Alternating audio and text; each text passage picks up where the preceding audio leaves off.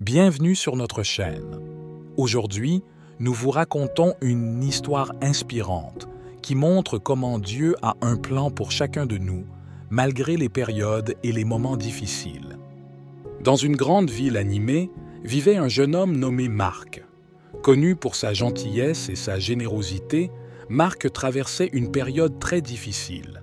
Il avait perdu son emploi, sa petite amie l'avait quitté, et il se sentait complètement désespéré. Un jour, alors qu'il se promenait sans but dans un parc de la ville, Marc rencontra une vieille dame nommée Isabelle. Remarquant la tristesse évidente sur le visage de Marc, Isabelle s'approcha doucement de lui et dit « Je vois que tu portes un lourd fardeau, mon enfant. Parle-moi de ce qui te tourmente. » Touché par la gentillesse d'Isabelle, Marc sentit ses émotions remonter à la surface et, en larmes, il commença à lui raconter ses malheurs.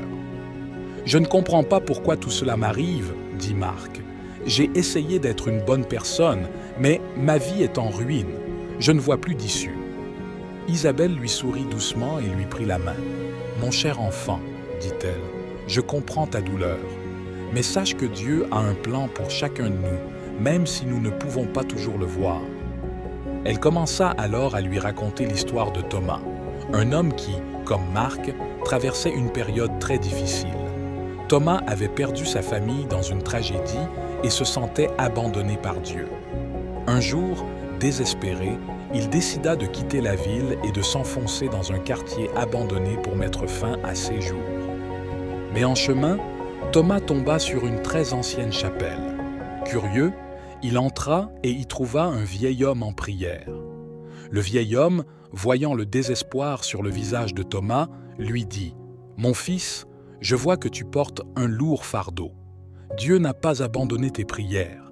Il a simplement un plan que tu ne peux pas encore comprendre. » Thomas, sceptique, répondit « Quel plan pourrait justifier tant de souffrances ?» Le vieil homme sourit et lui dit « Parfois, Dieu nous éprouve pour nous rendre plus forts et plus sages, afin que nous puissions aider les autres à traverser leurs propres épreuves et pour avoir les capacités d'accomplir nos vœux les plus chers.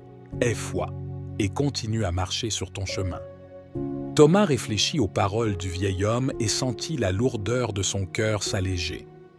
Il décida de retourner à la ville et de reconstruire sa vie. Avec le temps, cet homme a eu de nouvelles amitiés, un nouvel amour et une nouvelle vocation qui lui apporta une immense satisfaction.